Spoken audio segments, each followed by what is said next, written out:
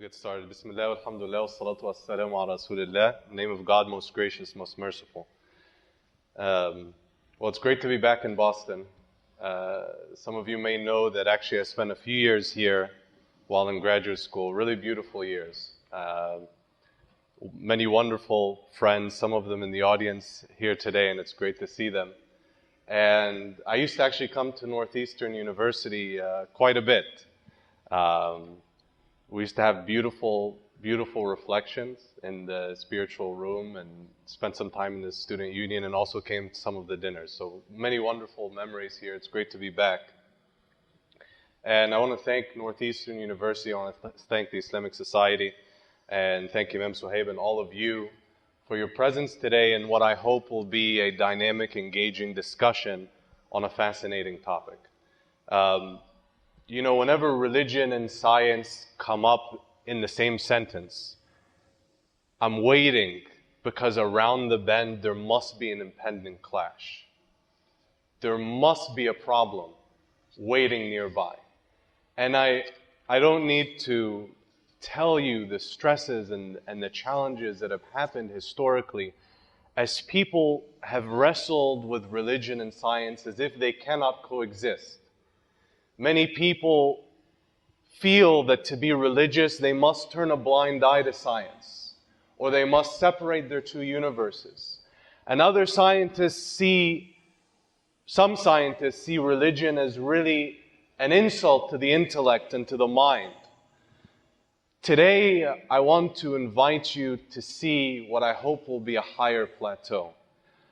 One that not only sees that science and religion can coexist, but in fact that from an individual perspective, from a societal perspective, even from a worldview, that the two can really enrich one another and grow all of those facets of humanity, the individual, the community, the society, and the world.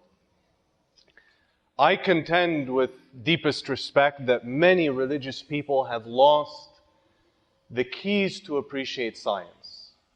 And I contend that perhaps in our times even more scientists have lost the tools to appreciate religion.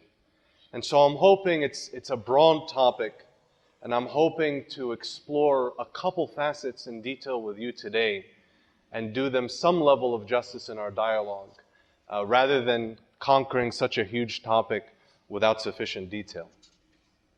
To start, actually, I'll take you to a strange place. Might make you a little bit uncomfortable, but sometimes discomfort is the first step towards a new realization or growth of the mind. I want to ask you to come with me to an earlier time, a time when things were a little bit simpler, where maybe issues were not as complex. I want you actually for a moment with me to remember your childhood. Some of you might be quite insulted that starting with a complex issue like Islam, religion, and science, I start by inviting a bunch of children to the room. But in fact, to me, this is the first step in that awakening, because acquiring knowledge and building understanding requires an ultimate allegiance and submission to the truth.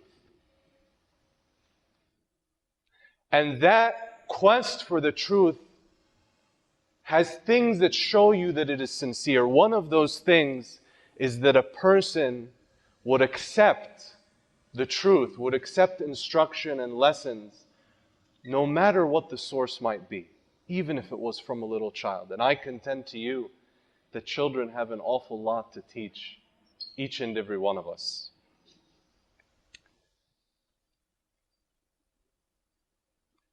As I explore this topic and the interrelation of science and Islam, there is a verse that brings me back to this childhood.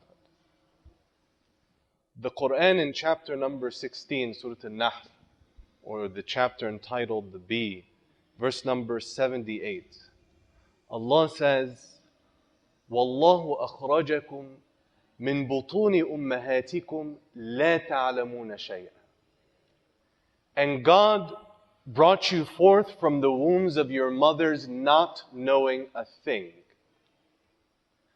وَجَعَلَ لَكُمُ السَّمْعَ وَالْأَبْصَارَ وَالْأَفْئِدَةَ لَعَلَّكُمْ تَشْكُرُونَ. And He made for you hearing and sight and your heart and your reason that you may be grateful. I take you back to that simple moment because I want you to appreciate what we've forgotten.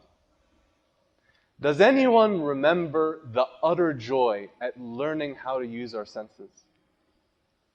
Anyone remember the first time you heard the chirping of a bird?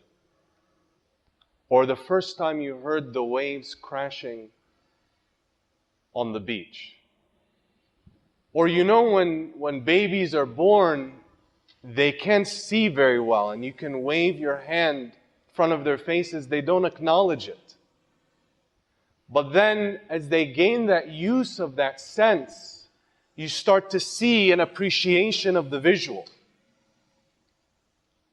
And then reason and intellect and their understanding grows and grows and grows as they mature, hopefully. Some people go downhill, unfortunately. Some people, they gain more and more knowledge, but it seems like they get less and less knowledgeable. But many of us mature, thankfully, and grow in our knowledge and our intellect. I think the Quran brings us back to this not because I'm trying to insult your intelligence or mine, but because we forgot. The honest answer is that I listed those things. We'd be lucky if you remembered one of them. We've forgotten. We have literally forgotten the moment because we don't have a sharp memory of our early days. And certainly most of us forget to be grateful or to acknowledge these blessings. We forget the miracle of seeing and hearing. And most of us can only experience what I'm saying by looking at either our children or children of others around us. But seeing the fact does not equate to appreciation of the miracle.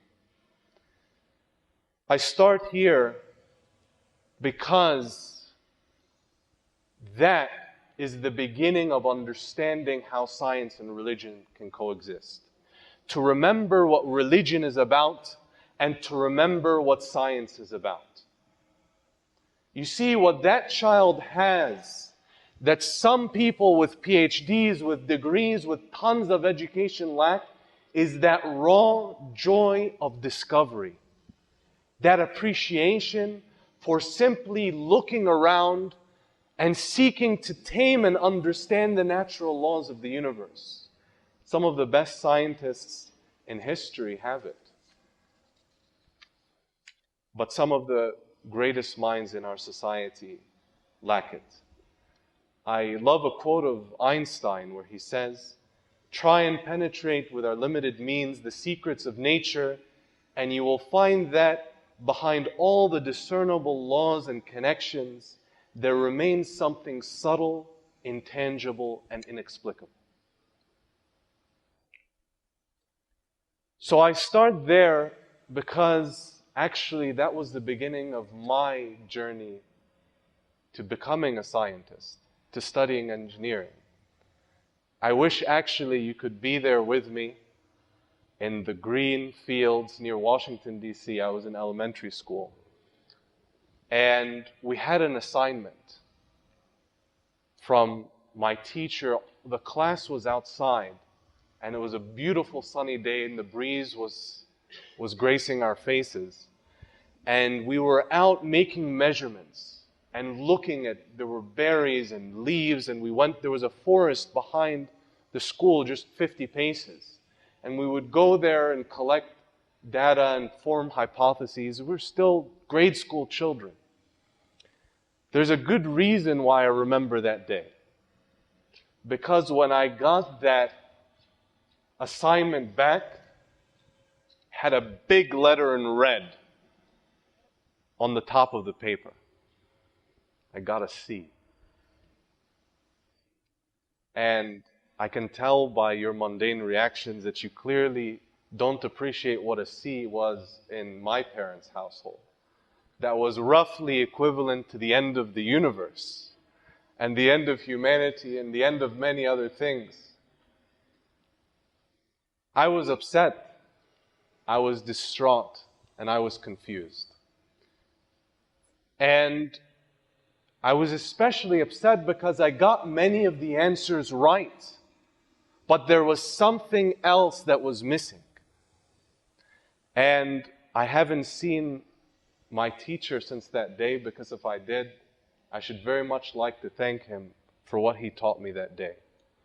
When he went over the assignment and explained why I got less than those full marks, he told me, it is not only the answer that matters, but the process and journey taken to get there.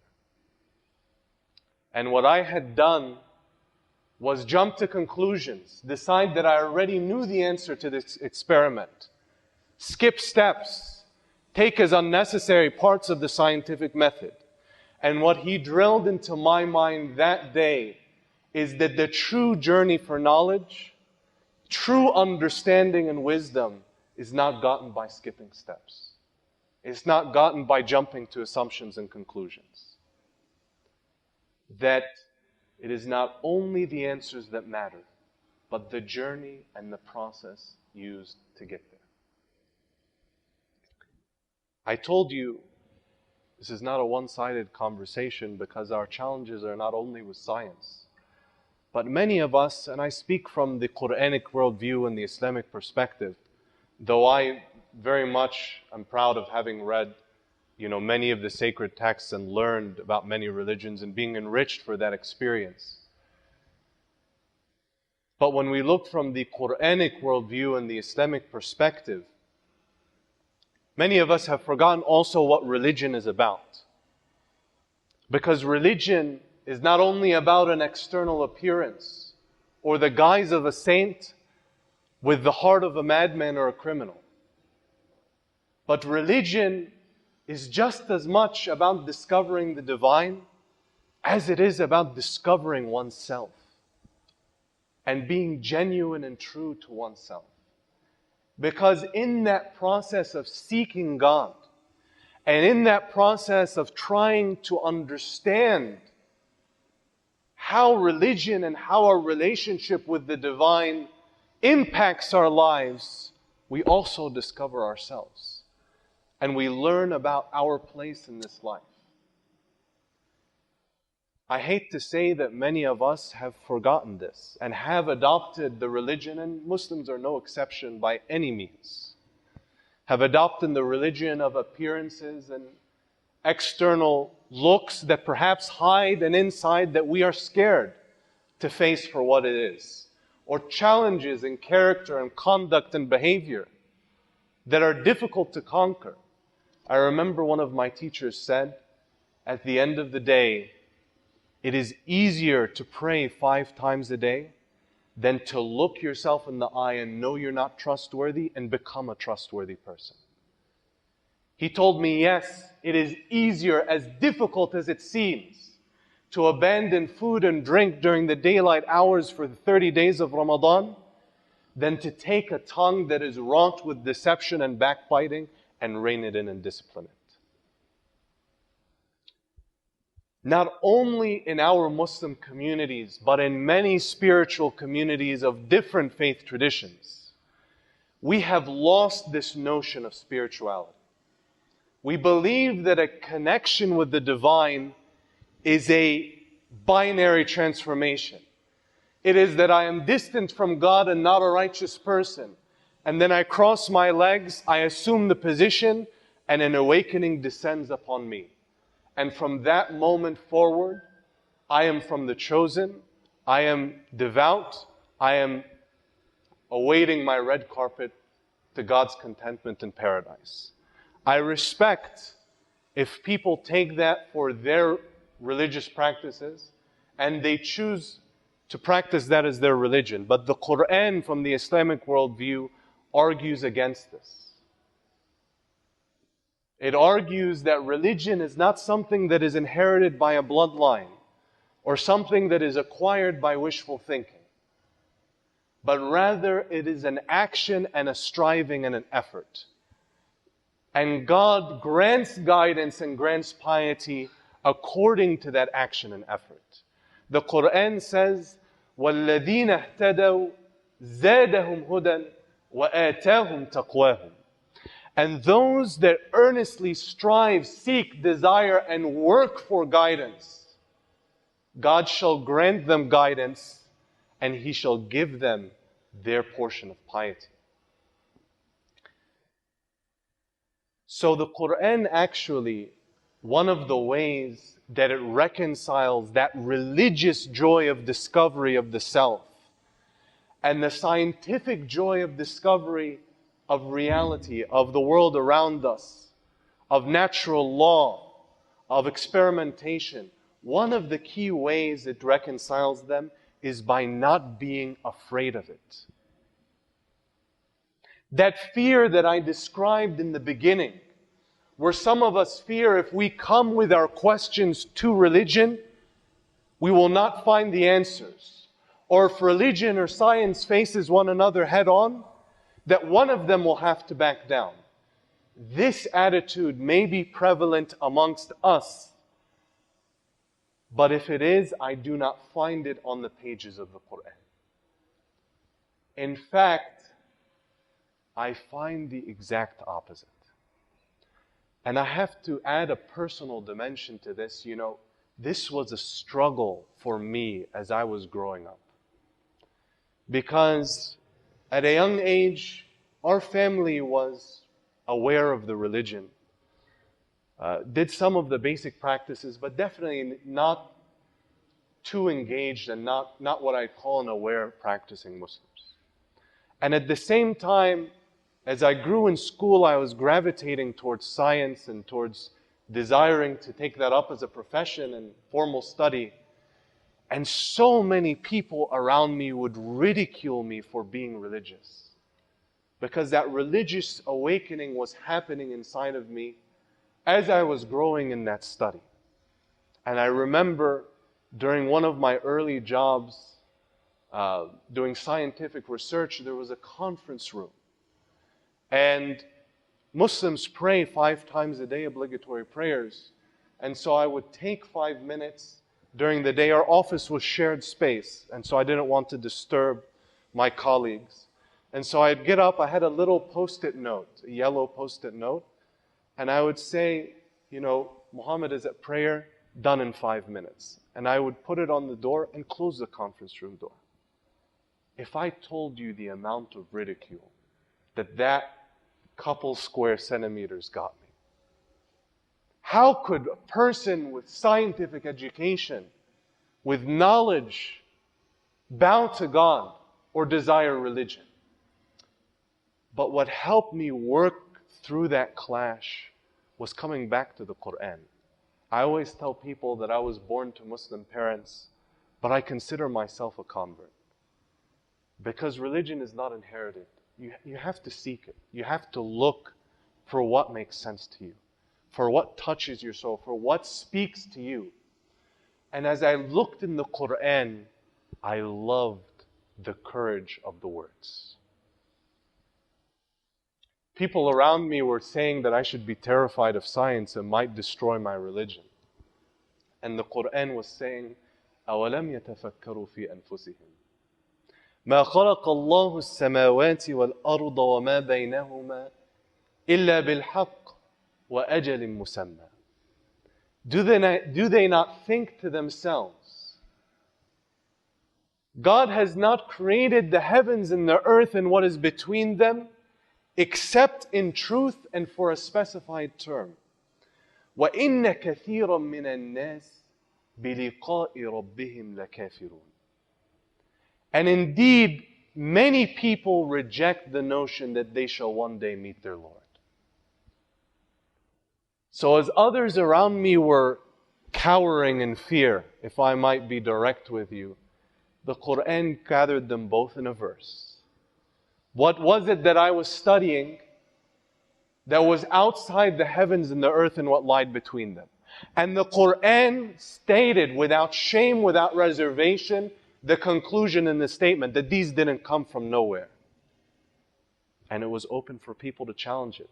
It was open for people to poke holes in it. It was open for people to seek and learn and discover and find, are these words true or false? The Quran not only makes the process of discovery and exploration of the natural an allowed thing in the religion, or something that the Quran, legislates, if you will. It makes it a key from the keys to the doors by which you can approach the divine. God mentioned one of His prophets that is not only dear to Muslims, but dear to all of the Abrahamic faiths. Prophet Abraham himself. وَكَذَلِكَ نُرِي إِبْرَاهِيمَ مَلَكُوتَ السَّمَاوَاتِ وَالْأَرْضِ وَلِيَكُونَ مِنَ الْمُوقِنِينَ. And thus did we show Abraham the dominion of the heavens and the earth, that he may be from those of certainty. And certainty here includes certainty of faith. Islam honors knowledge in all of its facets, as long as it is knowledge that benefits. Imam Suhaib earlier was speaking, and you could see the words are difficult to translate into English because we lack that dichotomy in the Arabic Islamic vocabulary. What in English is called the sacred versus the secular, or the heavenly versus the worldly knowledge. The reason I have so much difficulty explaining it in English is because these terms are absent from the Islamic worldview in Arabic. Knowledge is not separated into the sacred and the secular. It is separated into the beneficial and the non-beneficial. And so the Prophet Muhammad, peace and blessings be upon him, from among his prayers and supplications to God was that, "Oh my Lord, I ask you for knowledge which benefits." Our earlier scholars had a saying, they would encourage people to seek knowledge even if it is in China. And I want you to put this in context. 1400 years ago, in the deserts of Arabia, you must recognize two things. Number one, China is not a first-class ticket away on a plane. It is an arduous journey of months through barren lands and many, many uninhabited deserts. But secondly, the people that had the Prophet amongst them would not be telling people at that time, in the early moments of Islam, to seek religious knowledge in China. The religion itself had hardly come to those shores. So you could see they understood this word al-ilm unequivocally as all the beneficial disciplines of knowledge that humanity pursues, whether it be the sciences or the arts, the knowledge of the scripture or the knowledges of the writing of man. They embraced this knowledge wholeheartedly, and they embraced that notion of specialization. That through our individual pursuits of knowledge, through those disciplines that called in their own voices differently to each of us. As I shared with you the call that I heard from science, others amongst us heard that call from the arts, or heard it from other disciplines, or heard it from history, or heard it from the social sciences, or whatever your specialization may be. And through those specializations, we appreciate our interrelationships. Now, as they say, with great knowledge comes great power. And with that power comes great danger. Knowledge is incredibly beneficial. Knowledge is different from information. Knowledge is what separates you from the internet. Internet has more information that you will ever dream of amassing in your life. But the computer lacks that knowledge and wisdom of how to place facts in their places. So knowledge in the right hands is very powerful. But knowledge carries the danger to harm yourself or others. Knowledge carries the power to expose others or to embarrass others or to share secrets. Knowledge carries also with it the danger to become arrogant. And so one of the key facets of humility before God that the Quran quickly draws us to as it encourages us to explore the heavens and the earth is the notion of intellectual humility. And if I may say, with every measure of directness, if there is one thing lacking from the halls of academia today, it is that we have lost our intellectual humility.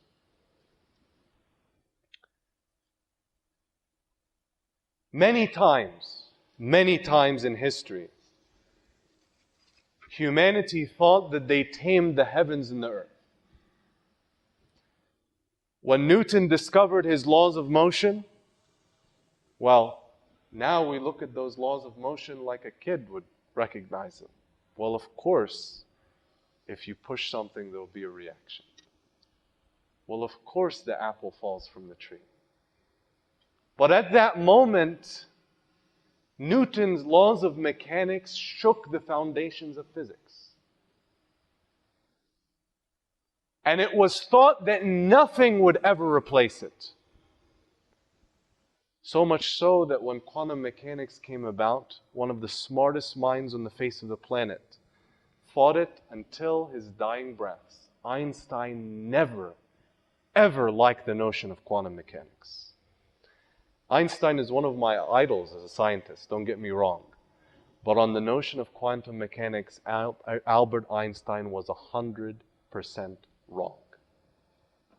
It is the most substantiated scientific theory, in my opinion, in human history. Countless experiments have done it, have proved that it is correct. And it shook what people thought to be unshakable, Newtonian physics. When Maxwell came up with the laws of electricity and magnetism, what was there to be discovered after that?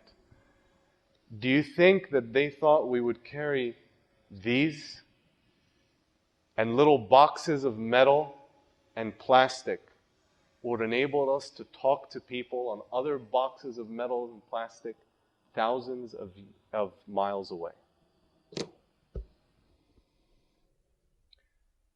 And so when we look at what we think science has tamed today, we believe that it is the first time that humanity thinks they've figured everything out. What is there in genomics after decoding the human genome? What is there in biology after the theory of evolution? But we forget that really there is nothing modern or postmodern about this notion. Humanity from the dawn of time has been enamored with the thought that at the moment they discover something, everybody before them was clueless and they figured the world out. And generation after generation, humanity has quickly been humbled. But unfortunately, often it happens after the death of those that were intellectually arrogant. So the Quran brings us back to those roots. It says, وَفَوْقَ كُلِّ ذِي عِلْمٍ عَلِيمٍ. Atop of everyone who has knowledge is one who has more knowledge. And of course, if you follow that to its conclusion, atop of all from the Quranic worldview is God Himself.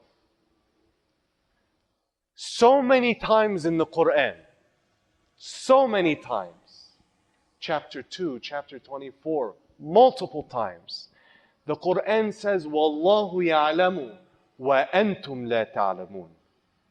And God knows and you do not know. This is not a prohibition of thinking, as we outlined earlier. That would contradict the earlier verses I shared with you and countless others. It is not an order to shut off our minds, but it is a command to restrain our minds. Not to think for a moment that by gathering a fact or two that we've disciplined the vastness and the majesty that this world has to offer. I remember in graduate school, my professor, who was a world-class expert in spin physics. We're sitting in a group, he had an incredible conference room. It was lined with whiteboards, floor to ceiling, on every one of the walls, except for the wall with the door and the counter space. So 3 of the 4 walls were all whiteboards. Everything there was a whiteboard. PowerPoint was prohibited from that room. And we were discussing a really complex problem, designing some information processing systems and so on. And one of the students was talking about a design, he said, and it wasn't working, and he said, but it obeys the equation. And the equation he was pointing to on the board, trust me in saying, most third-year specialized physics students wouldn't have seen that material. Highly specialized material. And our professor, he said, if I filled each one of these boards with equations from the ceiling to the ground, we could never describe the intricacy of the problem you're trying to describe fully. It is merely an approximation, and you are making many assumptions when you use that. You have to understand what assumptions you're making. You see, there was a difference between the student and the professor there. And that difference comes back to a statement of the early Muslim scholars. They say, whomever believes that he fully understands has only attained the depth of ignorance. We, as the students in that room, intimidated by that equation that it was at the boundary of our knowledge, lack the tools to even understand what we didn't know and the true complexity of the situation. Permit me to embarrass myself to a degree and take you back to those children that are teaching us tonight. I've graduated now in middle school, and you guys remember those one-piece desks? I mean, I'm imagining you don't have to remember very far. They're probably in the halls of these universities. You know what I'm talking about, where there's a little armrest on the side? Well, we're in those super uncomfortable wooden chairs. 6th grade math class. And do you remember a time when it was blackboards, not whiteboards? And so Miss Jobson was a short, sweet woman.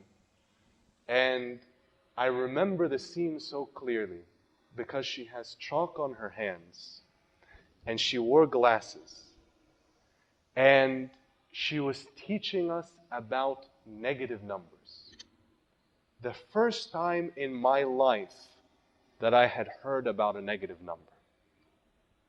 I heard it, I processed it, and quickly I came to the conclusion this was the most useless piece of knowledge and waste of my time ever.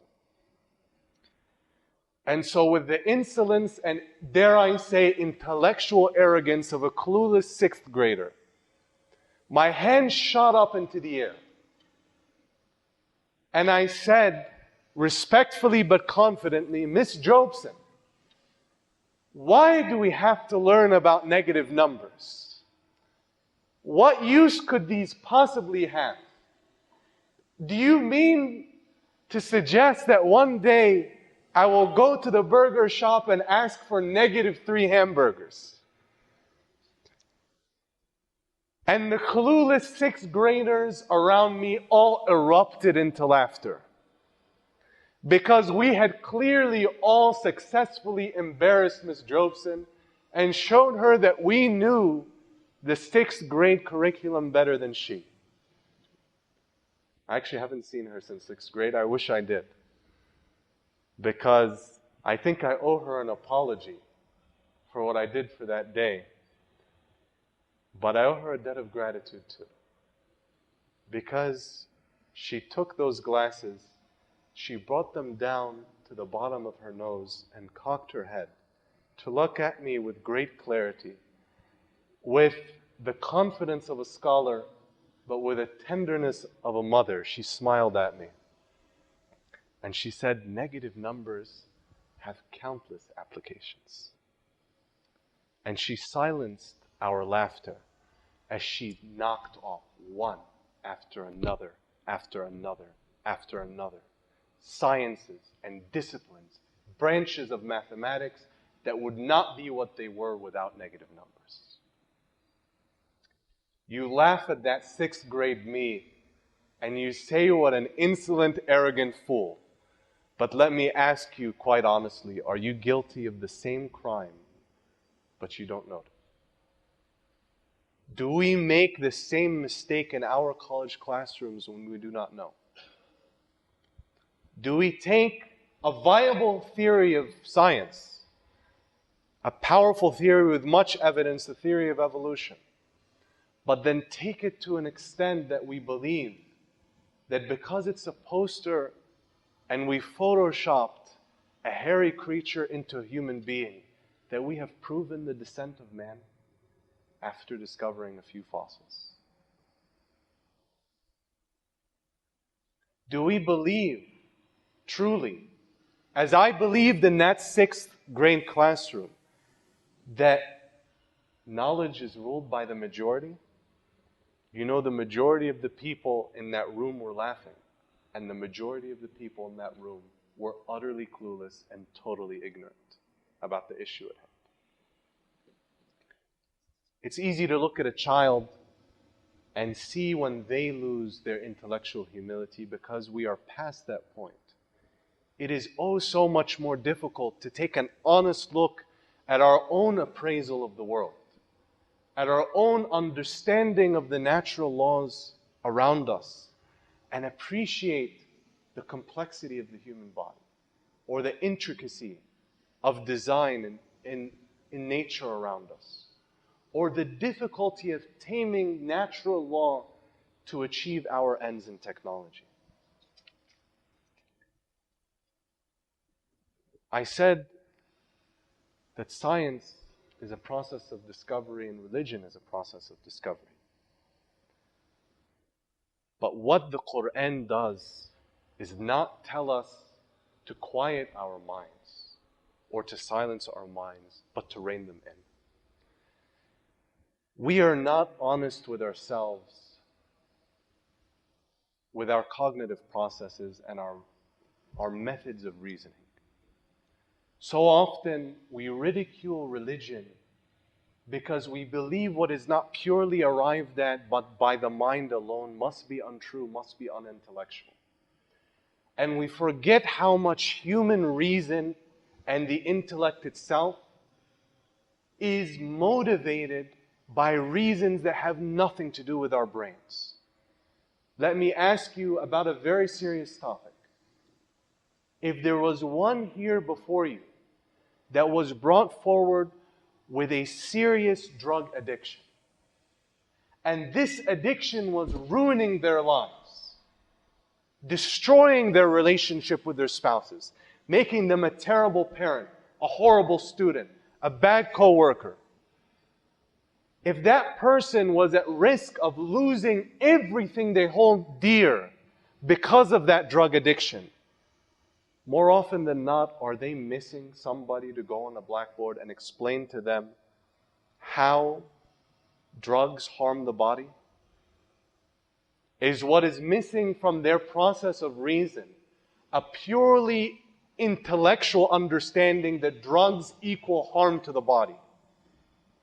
Or is it that we have conveniently forgotten that human reason is incredibly influenced by time, by circumstance, by environment, by individual bias, and by emotion and how we feel? Have you ever seen a doctor who smokes?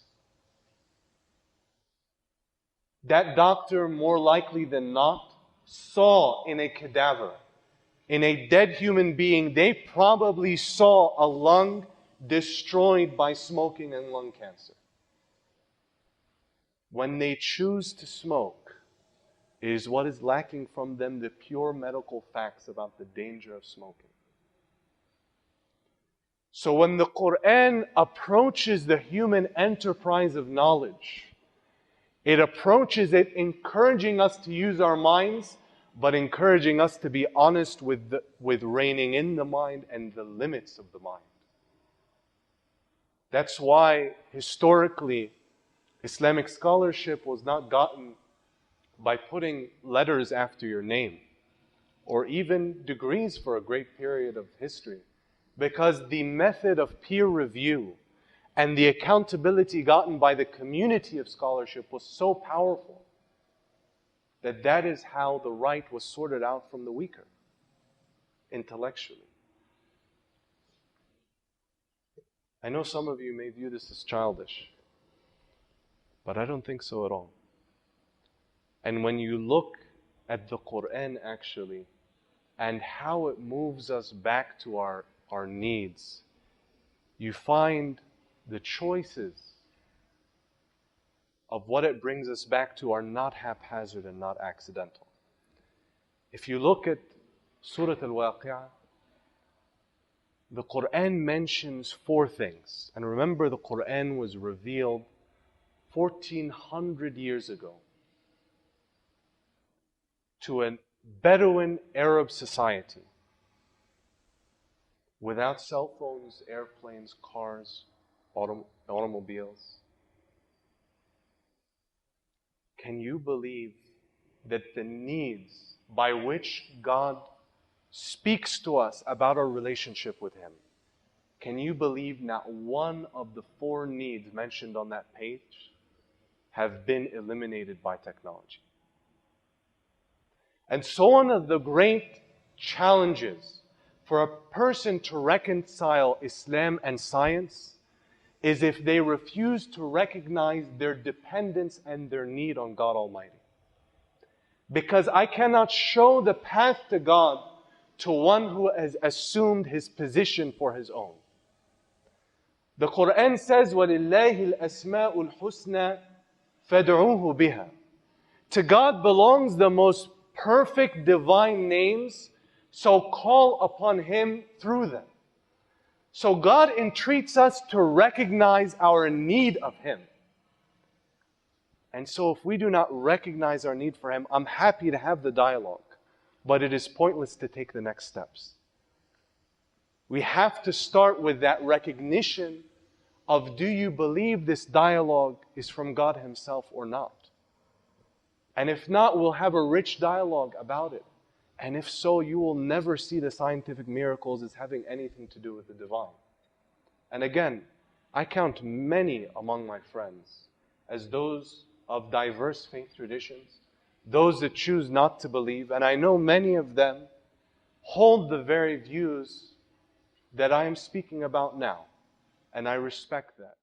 I want to share something with you that may be specific to the Muslims that choose to follow the Quran as their sacred book. Because today I've been entreating each of you to be intellectually humble because of the vastness of the heavens and the earth, because of the intricacy of the natural laws, because of the veins on a leaf of lettuce, or the precision of the blood cells running through our veins, or the vastness of the cosmos on scales that our minds cannot even comprehend. This is one way to attain intellectual humility. It's many ways, actually. But there is one way remaining, and it is a way through which the Quran teaches us that we can attain even stronger intellectual humility than all of what I've described today. You see, my humility, when I seek to derive it, and it's a process, and I don't have it, but as I struggle and I seek it and I work, it is not ultimately derived just from our human needs. or from the vastness of the heavens and the earth, or from the precision and design in the human being. It is derived from the greatness, the majesty, and the grandeur of God Himself. How many of you have seen the shirts branded by Nike that say, "Witness"? No basketball fans in here? Or you're just all Celtics fans and you don't want to openly admit it? It's the latter, isn't it? I'm sorry. I'm witnesses to Rondo and Garnett and Pierce as well, right? That concept of being a witness. In this issue, seeing this sports feat that people think is so unique and so singular that one day it will be an honor just to have seen it transpire. You see, the Quran invites the believers to be witnesses to the greatness of God Himself. And when you recognize His presence in our lives, then that by itself is a greater source of humility and a greater source of reconciliation than all of what I've described. The poet says, and he has in everything a sign that He is only one, meaning God. The Quran says, indeed, in the creation of the heavens and the earth and the alternation of the night and the day are signs for those endowed with intellect. So while we perceive the Creator as being unrepresentable fully in our minds, by being unfathomable in His greatness and extent by our minds, He is not absent or unknown to those that worship Him, but rather we see the scientific world as evidence of His creation, as if each one of those miracles that we've been discussing today is a brushstroke on an enormous canvas that we will keep looking and peering into and trying to understand and will not finish from the cradle to the grave. Society thinks that it's great to be witnesses to LeBron James playing basketball. But the believers are invited to be witnesses to something much, much greater. And I struggled for many years looking at the Quran. The Quran spoke about so many faith traditions. About Judaism, about Christianity, about polytheism, about Zoroastrianism. But I searched and searched and searched in the Quran for atheism, agnosticism. I searched and I could not find a single verse where the notion of the existence of God was posed as a question. Some of you that don't believe in the Quran may view this as an oversight. But I believe that every letter in the Quran is precisely chosen and divine inspiration. And so I sought an understanding why. I started to understand because, the best speech is the speech that the listener understands. The best thing is when you're talking to somebody and you feel like they know what you're thinking before you say it. Like they know what's on your mind without you having to state it. So I recognize the Quran, it's not meant to only philosophically debate or discuss in the abstract. It's meant to speak and speak to a listener. And the Quran claims, not I claim, that it has the mention, it has a message for every human being. The Quran claims that position that if you read it sincerely seeking the truth, you will hear it speak to you. I've been blessed to read the Quran, the Bible, the Torah, the Hindu scriptures, study Buddhism, Jainism, many, many sacred texts in many sacred ways. Something I love about that Quranic claim is that it changes the problem on the heart. on its head, turns a problem on its head. It is not a question of do you believe, does God exist? It is not a question of do you think God created the heavens and the earth? It's much more personal, much more individual, much closer to an exploration of discovery in religion and in science. Is it, do you believe that it's God that's actually speaking to you? And so I hope that with these thoughts and with our dialogue that will follow, that we will all hear a voice, hear each other, and hear that voice speaking to us and calling us to find meaning and reason and inspiration in our lives. Thank you very much. And Assalamu alaikum, peace be with you.